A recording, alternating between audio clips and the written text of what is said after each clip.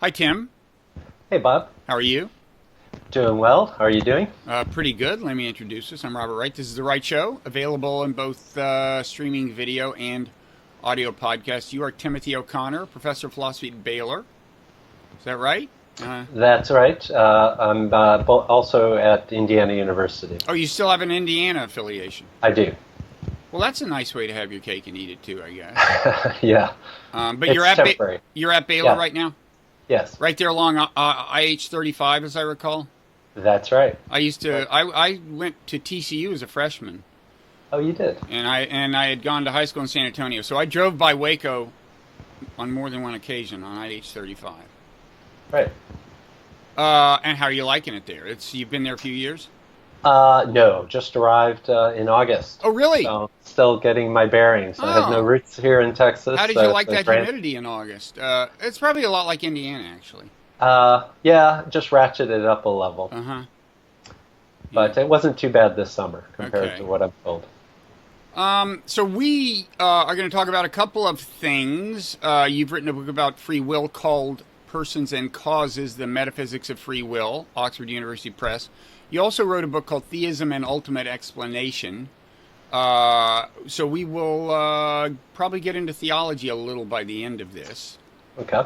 But I want to start out talking about free will. We've been on a little bit of a free will binge lately. We had Sean Nichols, a philosopher, on a few weeks ago and talked about free will. And I know you have a view that's different from his and different from many philosophers. Would it be oversimplifying to say that you actually believe in free will? Is that too non-technical way to say it? I do believe in free will, sure. Okay, there you go. Now, it's, and that's not a majority position it's not a majority position in the sense in which you believe in free will, and that's certainly at least. Because there is this view called compatibilism, according to which, and you don't hold this view either, I think, but according to which free will and determinism are compatible. In other words, you can believe, on the one hand, everything is completely determined, and what you did is a result of prior causal forces, and yet you can still believe in free will. So I guess you could say that these compatibilists who believe that free will is not incompatible with determinism, I guess you could say they believe in free will, it's just they mean something else? That's right. That's right. They think free will just amounts, I mean, this is simplifying, but they think at the core of the idea of free will is that I can do what I want, and that's consistent with my being determined to want what I want. So I'm determined to have the desires I do, and those desires effectively translate into behavior, and they'll say that's a picture of freedom. Of course, that's not what most people actually have in mind. I mean, most people don't think about it in a philosophical way, but if you walk up to somebody and say, do you feel that, I don't know, don't most people, isn't the intuition that people, when they make a choice, it was not inevitable which choice they would make, right? Isn't that the intuition people have about free will? I think so, although this is something that's been getting a fair bit of attention in the last 10 years by so-called experimental philosophers who are going around trying to interview people, college students typically, to see just what they think free will entails when it comes to the question of determinism. I think what your typical compatibilist will say is, right, people will think my acting freely means that it's not, in some sense, inevitable that I do what I do, but they think that determinism has a kind of technical sense that isn't really engaging that intuitive sense of having options. Okay. Yeah. So in any event, sorry. I was just going to say, and you get conflicting reports from people like Sean Nichols, who've done these studies about whether or not the folk untainted by philosophy or other kinds of theoretical frameworks tend to think that free will and determinism are compatible or not. Okay. So it's highly disputed right now. Okay. I'm guess my money is still on not on them not when pressed really thinking that they're that they would think it's incompatible. That would be my guess, but I haven't done the experiments. So anyway, that's not the sense in which you believe in free will. You are part of what's called the libertarian school. Is that right? In other words, Yes. which I guess I take to mean free will in a more traditional sense of the term, almost. I think that's right. Goes back to the Middle Ages discussion of liberum arbitrium, freedom of the will. That's right. And so that term liberty comes from that context. So you think my behavior is not ultimately determined? That's right. Prior, I don't think we have... it was not inevitable that I would say what I just said. But there's a version of that you don't subscribe to, which is indeterminism. And I think, or is that the term? You don't think there was just a random fluctuation that happened that wound up making the difference between what I might have said and what I did say. You don't think it was undetermined in that sense, right? That's also a school, right? Right. I don't think it's sufficient for my being free that my behavior be significantly undetermined by prior factors. But the challenge is to say positively, what do we think freedom it is to have freedom of the will, for it to be up to me, as Aristotle put it 2,500 years ago, to do what I do. So I think we end up having to explore ways in which the world could be macroscopically indeterministic and what relevance that would have to human behavior. Right. Right. But some people are very minimalist and think it's simply enough that I'm aware of my alternatives and that the choice that I make as my neural system evolves over time, that it not be causally determined which choice that I make. And I think that's wrong. I think we have to have a more positive... Right. So in other words, some would say your behavior is not determined in the sense that true randomness enters the equation. So it wasn't inevitable, but some kind of source of true randomness, a real, a coin flip in the thoroughgoing sense of the word, enters the equation, and is that called indeterminism? Is that the school of thought? What's the term for that school of thought? Yeah, causal indeterminism. Causal indeterminism. Okay. Is the term. So you're not a compatibilist, and you're not a determinist, and you're not a causal indeterminist. In other words, you actually believe in free will in the sense in which most people take that. But as you said, here is where it gets challenging to say what you mean, because the funny thing about free will is, or a funny thing, I think, is on the one hand, we tend to have the intuition that we have it, that our choices do make a difference. But on the other hand, it's much easier when you start asking yourself, okay, so like, what exactly does that look like? It's a lot easier to kind of map out and clearly conceive of a deterministic world than it is this thing called free will. You know what I mean? It's like, it's one thing to assert it, but then when you start trying to talk clearly about it, things get harder. Yeah, well, I think it's become more difficult for people ever since the scientific revolution and learning to think about the physical world in sort of mechanistic and usually pretty reductionistic terms, thinking the behavior of any kind of complex system, such as a human being, is ultimately determined by the behavior of its fundamental parts and their arrangements, and everything we think we know about the physical world has it that the fundamental parts of the world are impersonal things obeying laws of motion, essentially, and so they don't exercise any kind of purposive, intelligence-guided behavior. And so then the thought is, if human behavior is just a complicated result of factors like that, then even if there's a bit of causal indeterminism involved in how it unfolds, it doesn't confer upon us any kind of direct control. So I think that the core of the idea of free will is that I control my behavior, that I exercise a kind of fundamental power of choice. And we've got this inchoate notion of it, that when we just act in the world, we think of ourselves as exercising this very basic power that we have to be guided by goals and purposes, and then to decide from among the variety of options that might have some attraction to us, which of those we should do. Right.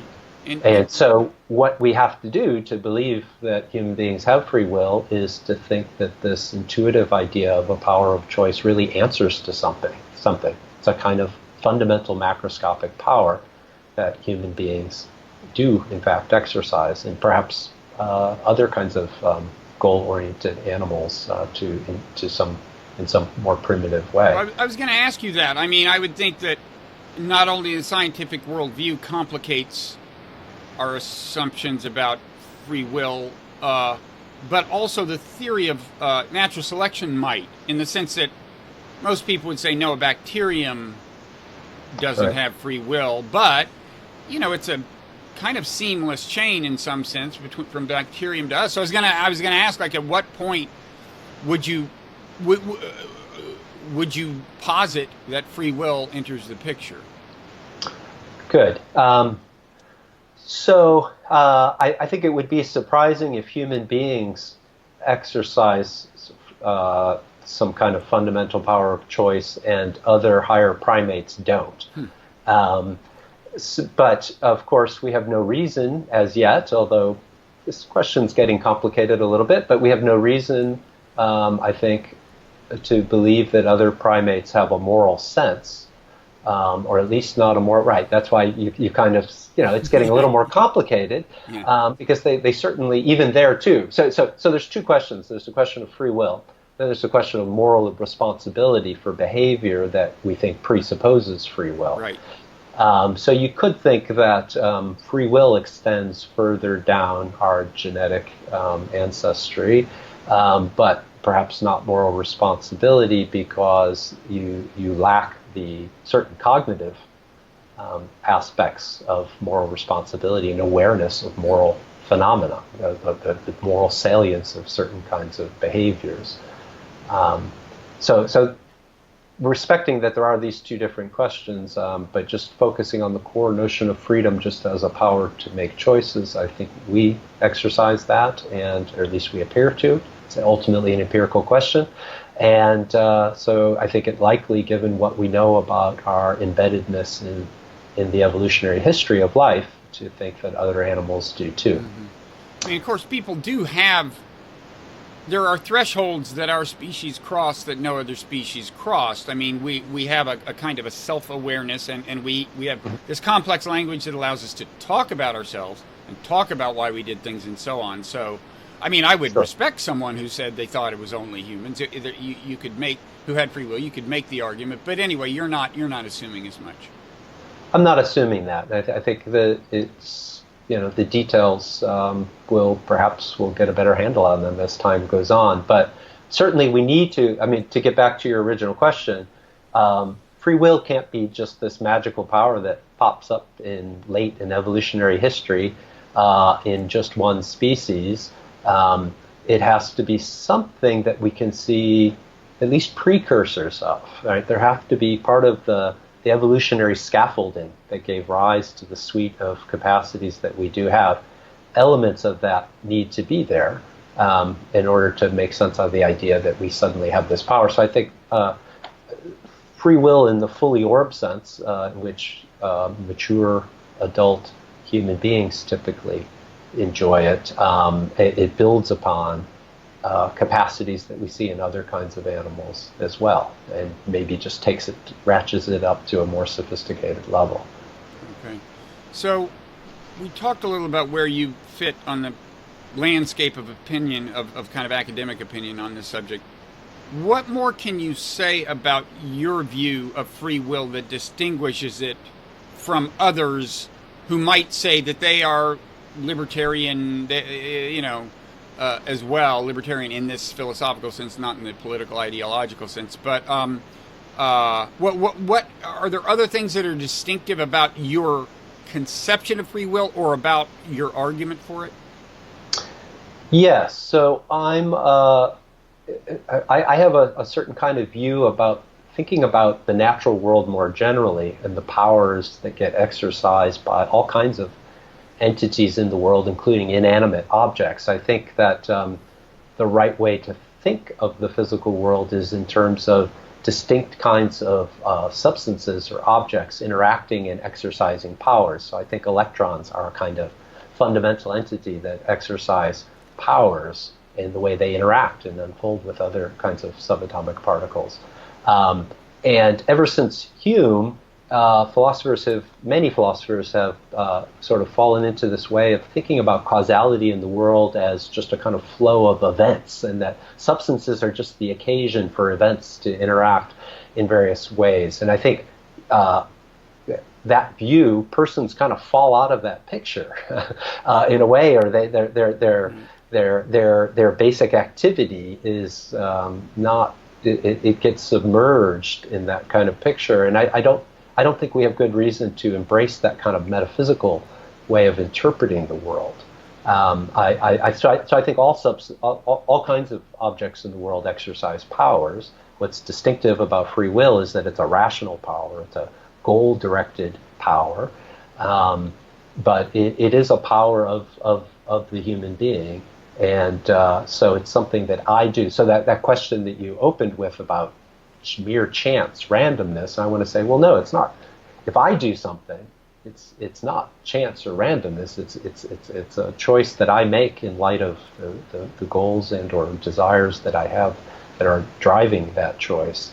And so if that choice is undetermined, it doesn't make it any less something that I do. It just means that I could have exercised that power of choice in more than one way. So there's this big, more fundamental metaphysical divide about the nature of causality in general, and that impacts on this. And the other distinctive question, which is, I think, one of the outstanding questions in what you might call natural philosophy, is how to understand the relationship of microscopic constituents of material systems and macroscopic behavior. Okay. And I'm very firmly in the camp of those who think there's a place for a kind of top-down causality in the world that complements a kind of bottoms-up picture. I don't think it's all bottoms-up. Okay. So why don't we pause there and see if I've absorbed at least some of this. So this idea that electrons we should think of as things that have power. In other words, there's in some sense, some agency built into the physical world. Is that what you're saying? Yeah, it's a non-purposive agency, but it's activity. Uh-huh. Things doing things. Electrons have their negative charge, gives them the ability to repulse similarly charged particles, attract particles similarly charged. Their mass confers upon them certain kinds of powers to interact.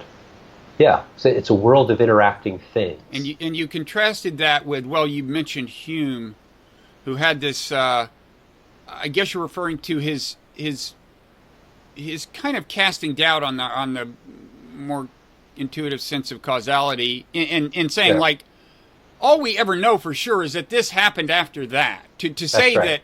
We know that B happened after A, and it may do it every single time in these kinds of circumstances, but that's not the same as saying A caused B. If you watch a movie, nothing actually in the film caused anything else. You're just running the film past the lens of the projector. So that's the view that you're taking issue with. You're saying that gives short shrift to the power of entities and substances and things. Now, I'm curious what kind of feedback you get from physicists, because that probably depends on their school of thought. But do physicists say, well, yeah, I kind of agree with you. I mean, an electron is just a kind of idealization that happens to pop out of the math. Do they say that, or do they say, what do they say? I think physicists and scientists more generally can be all over the map on these kind of philosophical interpretations.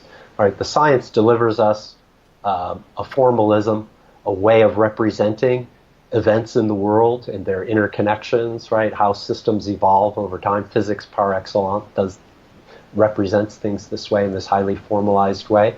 But how you then interpret that and say, what is that ultimately saying about the ultimate constituents of the world?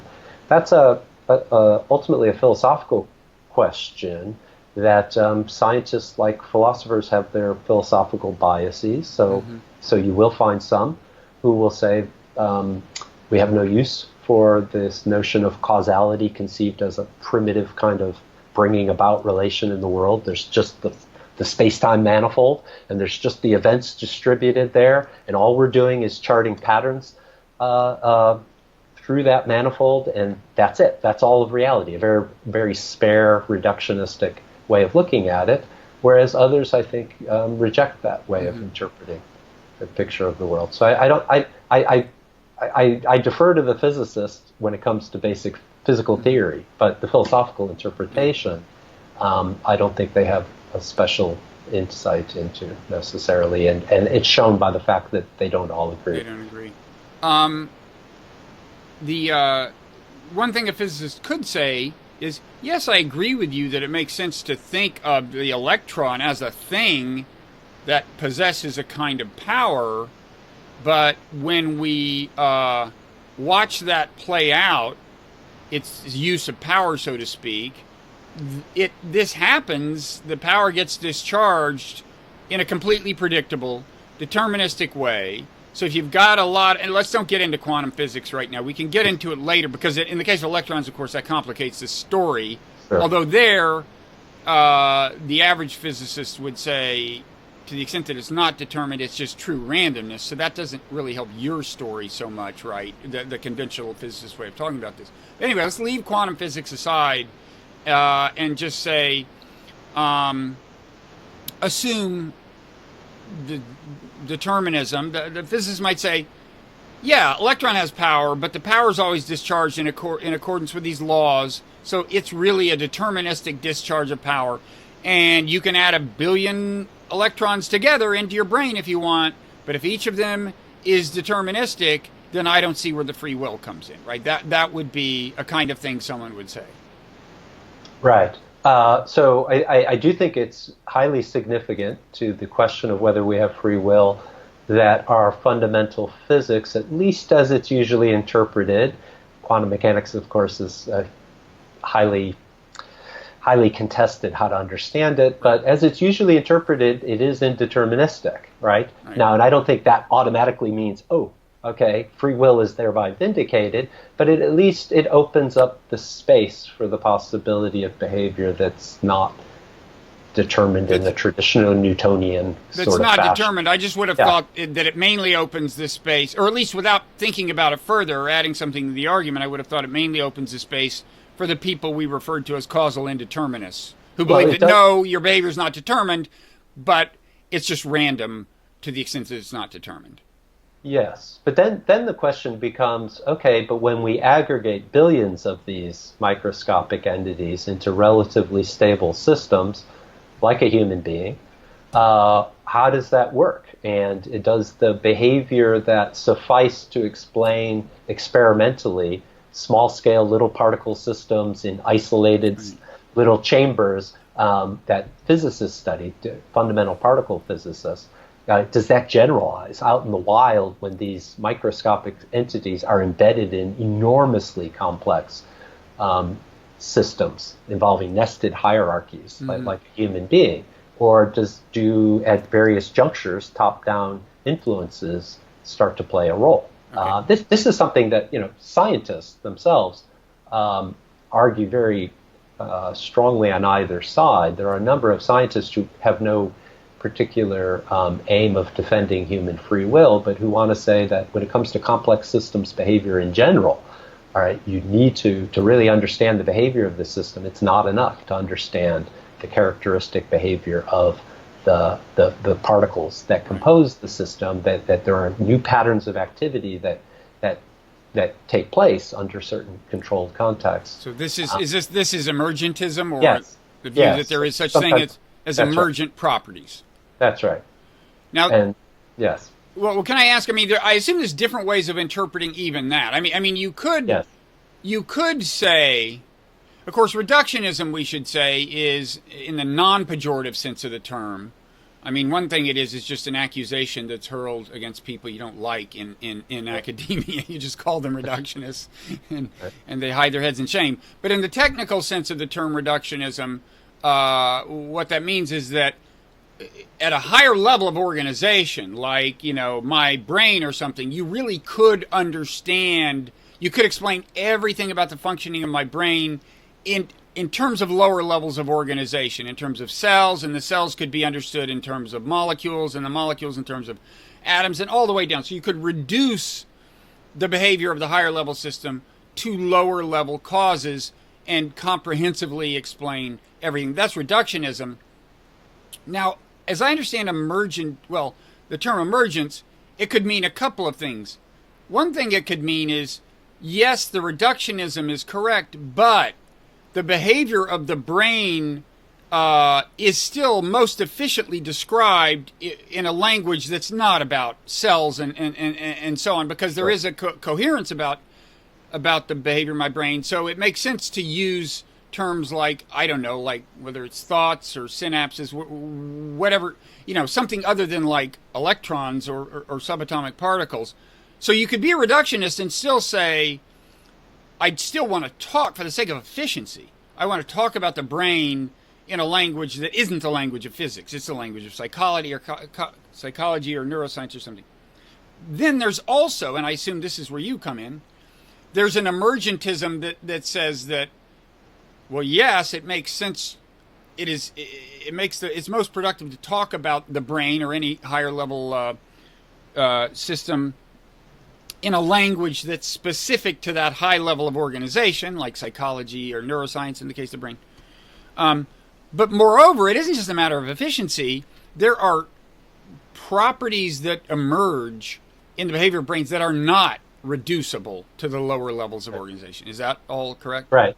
Yes. No, that's very helpful. Right. There's you might say a weak understanding of emergence, whereby it just means, it just so happens that there are interesting, as you put it, shorthand styles of explanation that you can give in macroscopic terms, but ultimately everything is fixed by the underlying microphysics, just writ large. Right. But because we have computational limits, we can't track billions of particles at the same time and do the math. Right, it would take a virtually unlimited mind to be able to do that. But in principle, if you didn't have the computational limits that we had, you could just do it all. You could explain everything that happens in terms of microscopic behavior, and the high-level behavior would just fall out of that right. microscopic behavior. Whereas, and I admit, yeah, that's a possible view one can have. I don't think we have good evidence to think that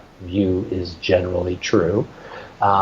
The alternative view is to say, no, there are sorts of properties of whole systems that exert a fundamental causal influence, that structure in certain ways the behavior of the very particles that constitute it, mm-hmm. such that they evolve through space and time in ways that they wouldn't have evolved had they not been embedded in the right kinds of system exhibiting that kind of property. Mm-hmm.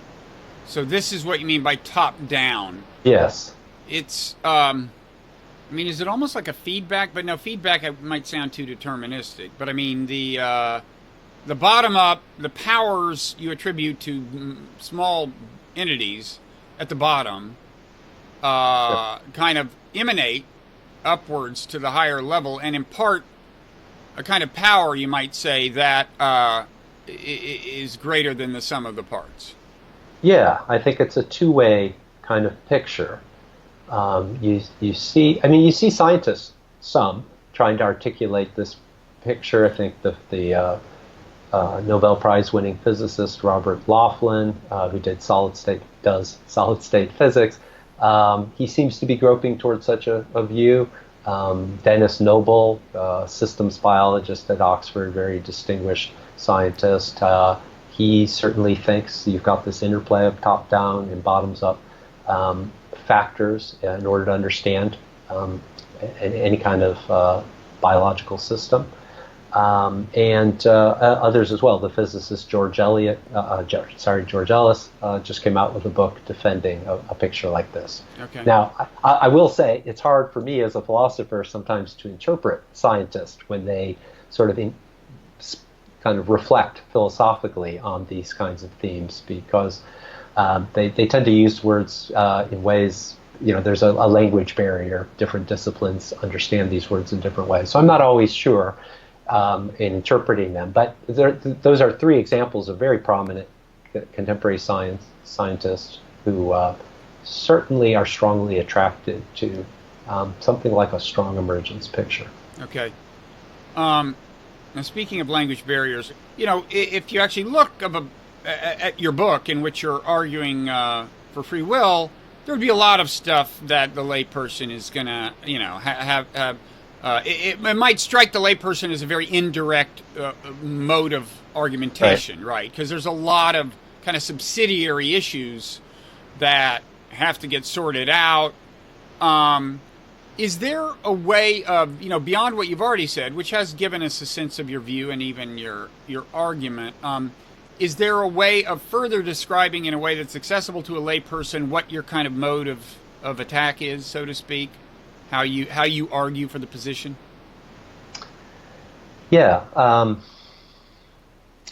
So there's the question of compatibilism, and so there's a way of arguing against that kind of view.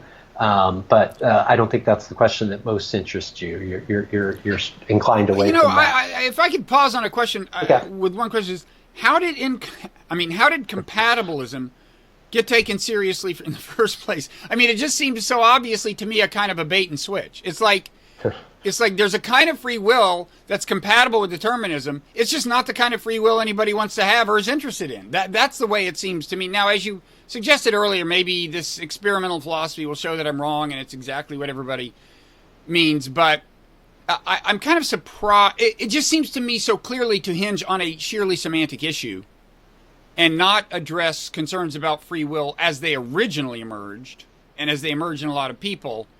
It just seems to me more like a sideshow, but maybe I'm confused. Yeah, well, it's a tricky question because surprisingly to me, and no doubt to you, probably a majority of philosophers who've thought about this question, at least in the modern era, have been compatibilists. Mm-hmm.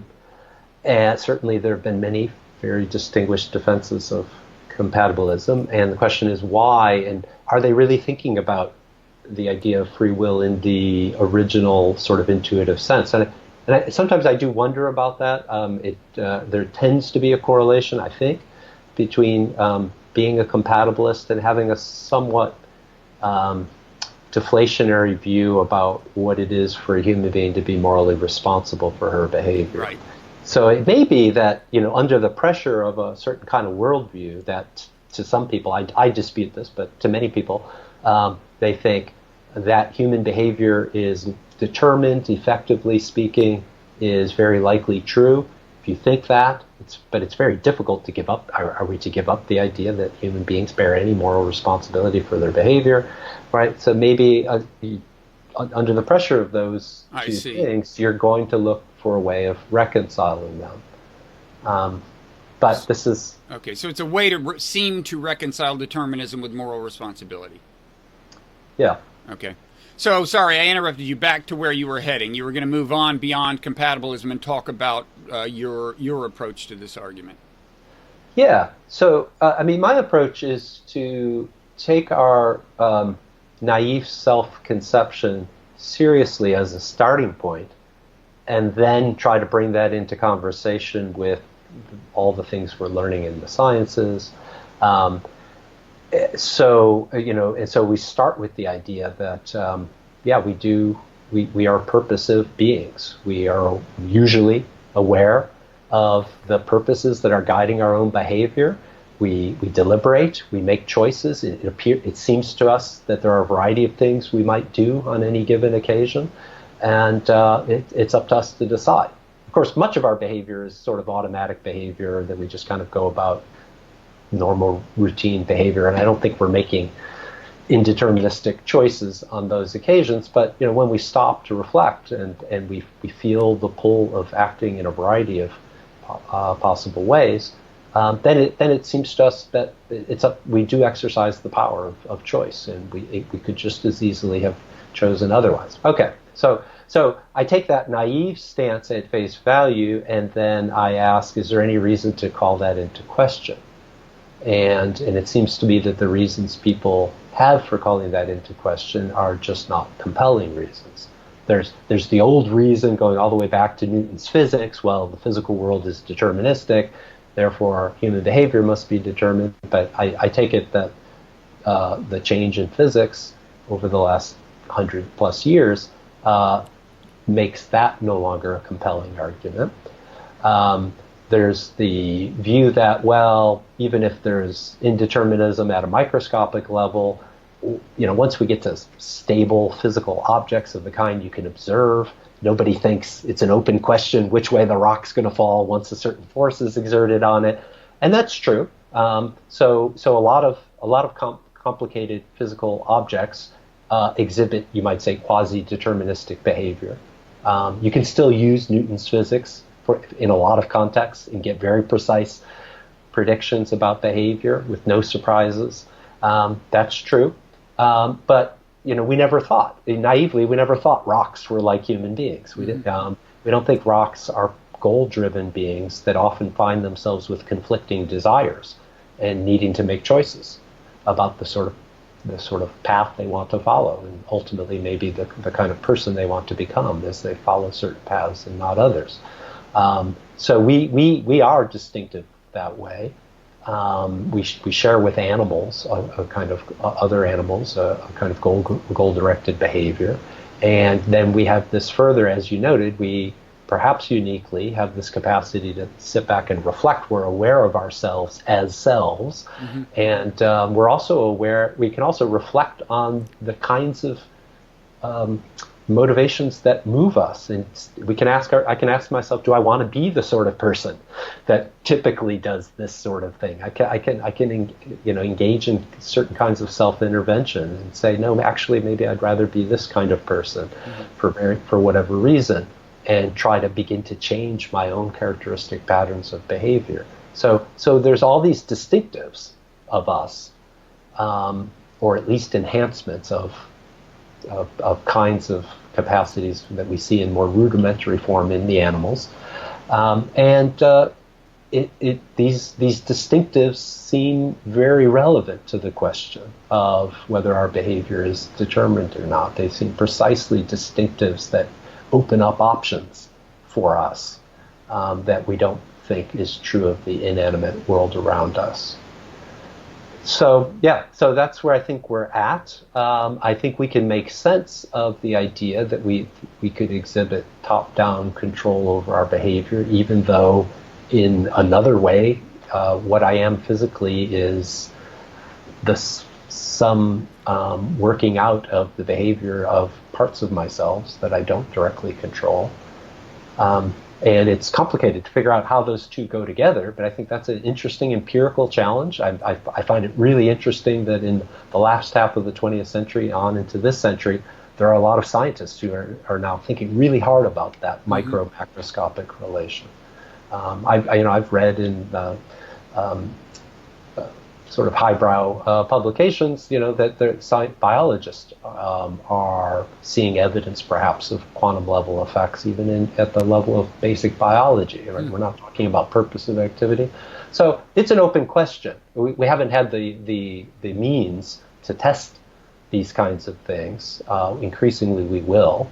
And it might change our picture of the world. But I think it's default reasonable. So this kind of goes to basic, what is it reasonable for me to think? Am I obliged to wait until science is completed in the 500 years from now to decide whether or not, long after I'm dead, I in fact exercise freedom of choice? And I think no, I think I'm entitled to have certain starting assumptions. They're defeasible, but I'm entitled to them unless there's compelling reason to think otherwise. I think science proceeds on the basis of certain very general science, starting assumptions. This has been a common theme in philosophy. You have to assume that the world didn't just pop into existence 5 minutes ago, looking more or less the way it did 5 minutes ago.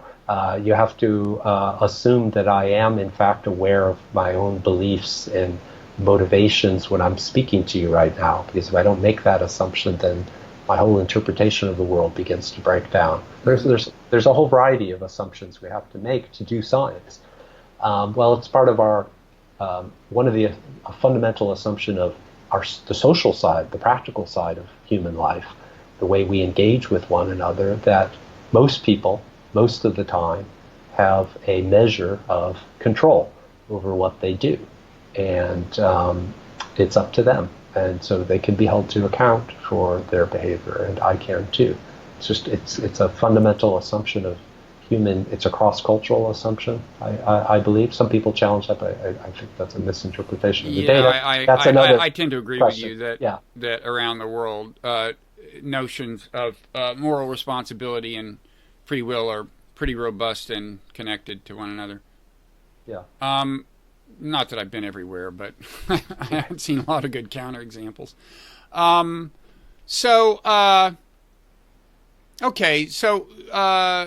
course, everywhere where you were just now saying you, right, and you have this control, and, somebody who disagrees would say, wait a second, the word you is I'm not going to let you get away with that. I'm assuming that you has the power we normally attribute to a you.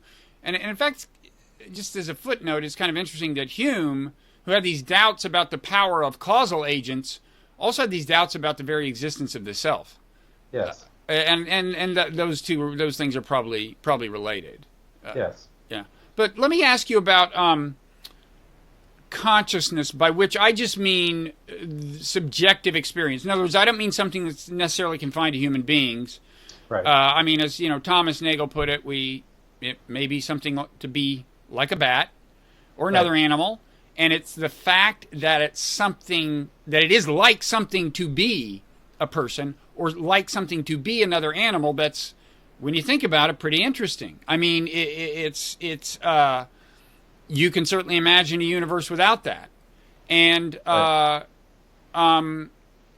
does this figure into your thinking about free will much, the fact of subjective experience? Because, of course, with Descartes, the traditional kind of Cartesian dualism, that was like half of the story, right? It was like the subjective you can influence the physical you. So I guess I have two questions. First of all, would you put it somewhat the way Descartes did?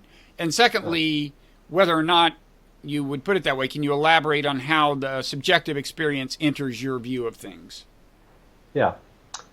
So I agree with Descartes this far, that subjective experience is a fundamental feature of the world that we experience, and it's fundamentally distinct from the kinds of physical properties that any of the physical sciences would study and attempt to categorize and measure. So it's Descartes would go on to say that the bearer of that subjective experience is a fundamentally distinct kind of thing, a mind or soul that is just primitively psychological in nature. That's all it is. It's a thing that thinks and acts in goal-directed ways. It makes choices, and then it communicates those choices in some mysterious way to the brain. It interacts with the human brain, and that's how behavior gets realized. Right, it's kind of very strongly dualistic. You've got physical things and you got mental things, thinkers.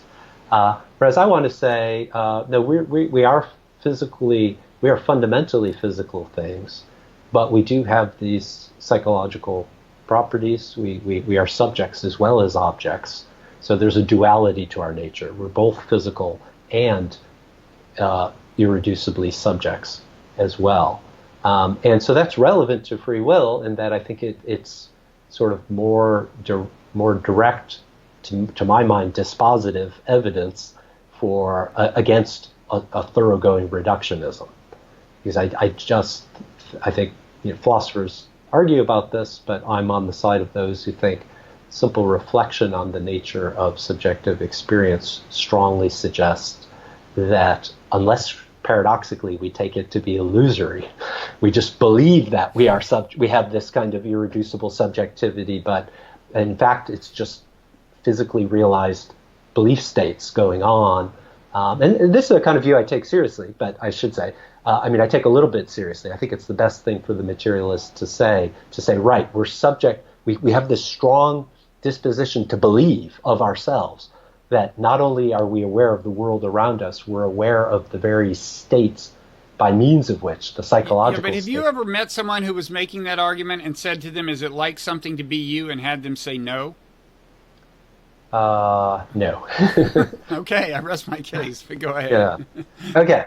But if you do say right, it doesn't seem like you can capture subjectivity in anything like what we could imagine to be a future physical description. Mm-hmm. Then subjectivity is a fundamental phenomena, but it's a phenomena associated with biologically complex beings like ourselves. It's not a phenomena that sheets of paper around me. Well, there is the view of panpsychism that attributes a little subjective experience to everything physical, but we'll pass over that lightly. Okay. Panpsychism is going through a little boomlet of interest recently. But it's precisely because of philosophers who, if you find yourself saying, on the one hand, subjectivity seems irreducible, on the other hand, I find the idea of emergence of certain holistic properties just suddenly appearing at certain junctures of the world's history mysterious, well then we need to attribute it everywhere. We need to assume it's down there in the basement of reality, and we just have a particularly full-blown expression of that or something like that. So, theoretically it's well motivated, but it's just a view that's very hard to take seriously. Yeah.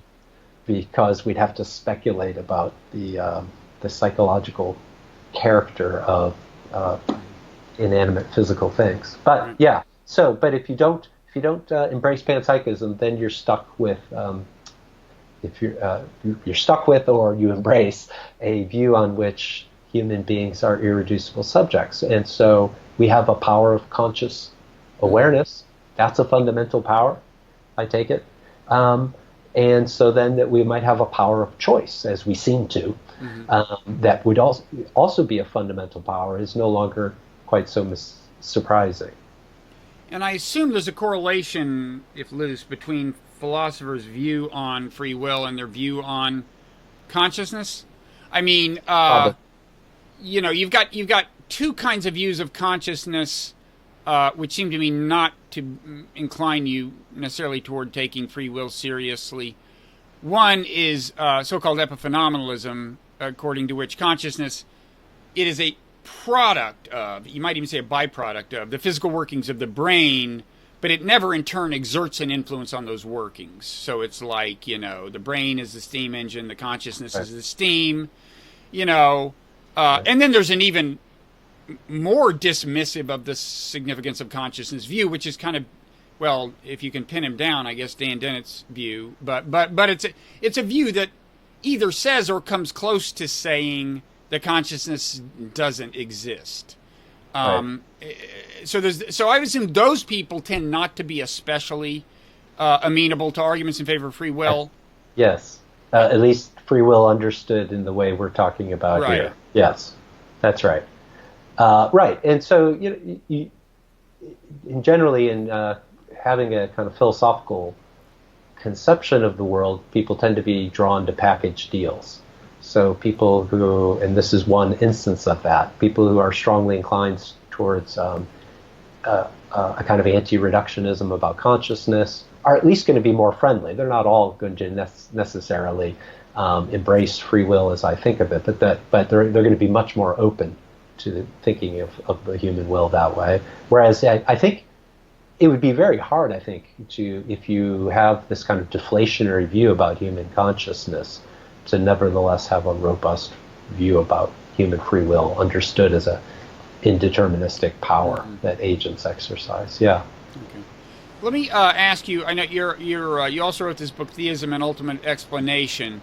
Let me just, in closing, ask you a little bit about that, and maybe connect that to this free will discussion a little bit. But I gather, I mean, I haven't read the book, but I gather from reading about it that you're making an argument that is somewhat in the spirit of the kind of scholastic arguments made in the late Middle Ages, at least to this extent, and I'll probably get this wrong, but then you can correct me, at least to the extent of saying that the nature of the world we see requires some kind of explanation in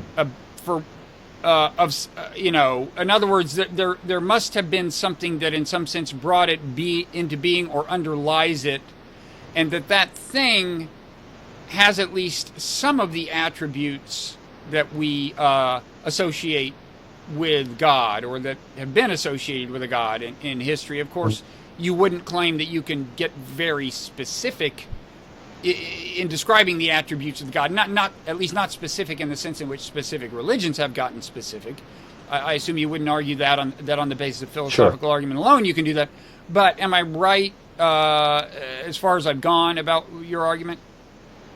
Sure. It's a kind of argument that starts with the question: just why is there this? Where this refers to the whole realm that we are part of, and notice the question presupposes this could have been otherwise. It didn't have to be this way. All the little details that I observe as I look out the window right now, it didn't have to be exactly as they are, right? We think of the world as contingent. It could have gone in any number of directions. Well then, okay, if that's so, then why is it the particular way it is, given that it could have been any untold number of other ways? And then once you start thinking about this question, which has an old history in philosophy, you realize very quickly the answer cannot be of a usual sort of answer, like a scientific answer. Well, there's this kind of entity that accounts for this, and it's a scientifically describable entity, because we could ask the same question about it. Right. So all you're doing is enlarging our picture of the world. So if we go multiverse, right, like some cosmologists speculate, maybe our universe is bubbles off some kind of more primordial physical reality, and maybe it's given rise to huge numbers of universes like the one we observe. So then the question would be, okay, well then take in that entire multiverse. Why is there that? Could things have been otherwise? And it seems like the only way you're going to be able to give a satisfactory answer to that question is to see it as rooted in something that couldn't have been otherwise. That is, something that exists and that has the properties that it does of necessity. So contingency, if it's to have an explanation, has to in some sense be rooted somehow in something that has the property of necessity. And then that's going to be a very different looking kind of thing, and then we could speculate about what that might be like. That could be an impersonal kind of necessity. It could be Spinoza's necessity, that when Spinoza says, actually, I dispute the very claim that the world could have been otherwise. It only appears that way because we're ignorant of how everything hangs together and had to be exactly as they are. If we could see all the causal forces impinging on some particular event at some moment, things would no longer appear to us to be such that it could have gone otherwise. It would have all seemed inevitable to us. So this helps explain a pantheistic, kind of conception. What did you say, pantheistic? That pantheist. So I mean that God or nature, right? Putting it that way helps explain how he could think of nature as being God, because he's saying nature isn't contingent. Right. He's saying that's the illusion, and non-contingency, as you say, is something we associate with God or necessity. So I guess that makes sense. Right, and he would go on from there to say it's going to be infinite in extent and try to give arguments. But so anyway, this has a long history. Leibniz we associate with a version of this kind of argument. And philosophers had come to think that this style of argument was subject to certain fatal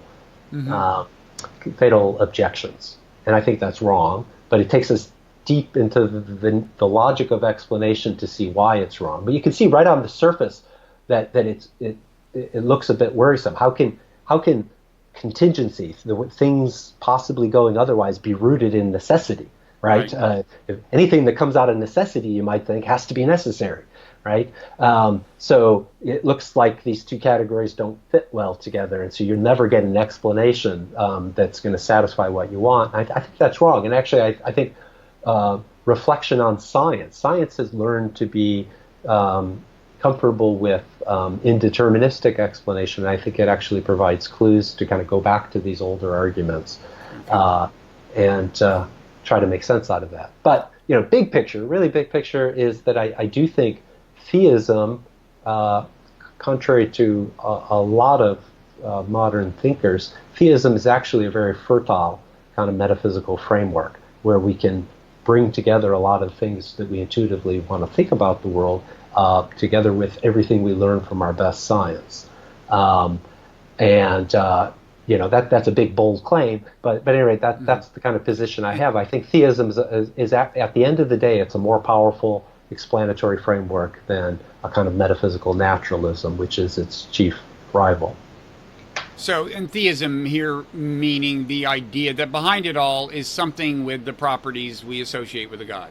Yeah, at least the idea of a kind of purposive agency, right? Now, would that transcends include physical reality? Would that include deism, or is sometimes theism is defined broadly enough to include deism. Deism being a god that unleashes a deterministic system, right? Right. Which is a little different from what you've kind of been talking about, but that would, in this context, is that included in what you're talking about? Yes. Yeah, I think, philosophical argument's only going to take you so far here. Right. It's whether or not there's any kind of interaction between such a being in any aspect of the world that we inhabit. This kind of argument isn't going to speak to that directly. Mm-hmm. Okay. And of course, so you can see some connection to your thinking about free will, just in the sense that necessity and contingency and determinism and indeterminism are surface in both of these, kind of. And you think about, well, if there is a minded reality, a purposive reality that brought into being our physical reality because it satisfied some goal, then we're thinking of it as a freely willing agent of some kind. Uh-huh. And so when we try to make sense out of that picture, what kinds of motivations could drive a disembodied, eternal, perhaps supremely rational being, then we're asking questions about the nature of its freedom or not. Mm-hmm. Yeah. Have you talked to any of these philosophers who think we're living in a simulation? I have not. You should. I should. I struggle with understanding the very idea. And it goes back to the question of the place of consciousness, right? How do you get, I don't know whether the idea that that my subjectivity is an irreducible feature is consistent with this simulation idea, because the simulation is just a kind of abstract representation, right? A computational representation or something. I struggle with that idea. So I think it may be that you have to have a kind of deflationary view about consciousness to make sense of that idea. Well, I guess what they might say is that consciousness is a property of certain kinds of information processing systems, and a computer program and its manifestations are information processing systems. So in their view, in a video game, in this metaphysics, characters in a video game might have consciousness because they are in some sense, aggregations of information. I don't know. Yeah, that's what I mean. You're right. You'd have to have some sort of either purely computational understanding of consciousness, or somehow it gets grounded out in information processing terms, or not. If not, then I don't think anyone attributes to characters in video games a kind of irreducible subjectivity. Not usually. The reason I ask, though, is because I assume you take a certain amount of heat whenever you use the word theism in some circles. And yet, when these people say that I think the universe is simulation, I mean, people accept that as if it's a less crazy idea, right? It seems to me, I mean, that maybe this is an artifact of our high-tech society or something, is that a hypothesis like we're living in a simulation seems to me almost to get a more respectful hearing than a hypothesis of theism, and yet some of the properties it shares. They are talking about a being much smarter than us that imparted purpose to our world. Right. I think in general among philosophers, there's, while perhaps the majority of philosophers are not theists, a decent contingent are people, as is true among scientists more generally. I think there's a lot of myths about intellectual culture and the prevalence of religious belief or not, and there's been some recent sociological work done on the science side that I think is surprising to many of us. I think it's part of the philosophical tradition. God goes way back, or something like God. Even in Aristotle and Plato, they don't quite have the God of the Abrahamic religions in mind, but they have a God-like entity in their system. And then, of course, all through the Middle Ages and the early modern era, you have many philosophers who are also theists, people like Leibniz and others, and then right up to the present day. But it's true that some would dismiss it, so it just depends on who you're talking to. There's different subcultures within the broader academic culture. And are some of these philosophers, some I'm sure are religious in the context of some specific religious tradition, are some of them just kind of generic theists? In other words, they just buy the argument intellectually that there must have been something, but it doesn't enter their lives in a traditionally religious way? I've met a few, because I am myself a religious, and I've had lots of conversations with different philosophers, and some have told me they at least are inclined to think something like theism might be true, but they have no positive religious commitment whatsoever. Things like fine-tuning arguments have a certain pull on certain people. Like the universe, the physical constants of the universe seem almost to have been fine-tuned to permit the emergence of life, and that suggests, Yeah. Okay. So there's an openness to that in people who don't have any particular religious commitment. Okay. But a big part of your theism argument is, if you ask questions like, why is there something instead of nothing, you can either say, well, before the universe there was this thing that caused it, and people say, well, what caused that? And you say, well, there was this thing before that. So either you have an infinite regress of contingency, or you posit something fundamentally different at the origin. Right. Okay. Right, and even the infinite regress doesn't help, because we could just think about this is Leibniz pointed this out centuries ago. We could think about the infinite sequence of one thing giving rise to another without a beginning, and say, yeah, but why that beginningless reality rather than some alternative beginningless reality that looks different, or nothing at all? So that's really not an answer to the question. It's a passing the buck. Yeah. So at the end of the day, either you just say, you're comfortable with explanation ending somewhere in just brute contingency. It just was this way fundamentally, or at the beginning, and there's no explanation of it. It just was. Or you're going to end up moving in the direction of a kind of theism or pantheism or something like that. Yeah. Okay. All right. Well, thank you. Let me mention the names of your book again, or the names of your books again: Persons and Causes, The Metaphysics of Free Will, and Theism and Ultimate Explanation, The Necessary Shape of Contingency. Thanks so much for taking the time. I hope you do wind up liking Baylor. Okay. Thanks. Yeah. And it's a nice part of the world. Yeah. And I hope you come back and see us. All right. Thank you much. Okay. Take care.